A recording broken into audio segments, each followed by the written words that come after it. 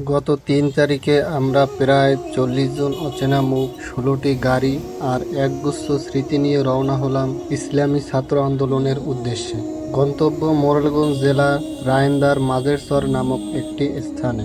সকাল ৯টার সময় আমরা মোরেলগঞ্জ মডেল মসজিদের সামনে থেকে সবাই এক হয়ে রওনা দিই। প্রায় ২৫ কিলো পথ।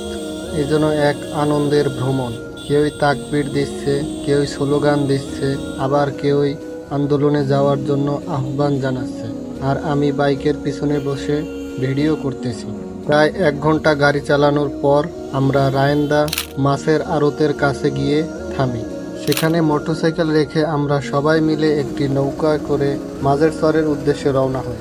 নৌকায় উঠতে দেরি হওয়ায় আমরা নৌকার ভিতরে বসেই দুপুরের খাবার খেয়ে নিই। দুপুরের খাবার মেনুতে ছিল গরুর মাংস, একটা সেদ্ধ ডিম, সাদা ভাত, ডাল আর সালাদ।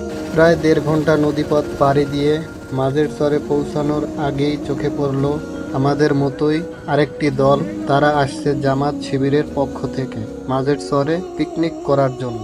জায়গাটা যেন মিলন মেলার মতো হয়ে উঠল। নৌকা থেকে নেমেই শুরু হলো আমাদের ক্রিকেট খেলা। যদিও মাঠটা একটু ছোট ছিল, অনেক মজা করেছি। আমাদের দল টার্গেট দিয়েছিল ৮৫ রান, কিন্তু আমাদের প্রতিপক্ষ দল মাত্র ২৪ রানই অল আউট হয়ে যায়। তারপর আমরা পেছনের বড় মাঠে চলে গেলাম ফুটবল খেলতে।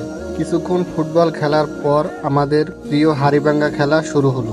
একে একে সবাই হাড়ি ভাঙার চেষ্টা করলো, কিন্তু একজনও হাড়ি ভাঙতে পারে না।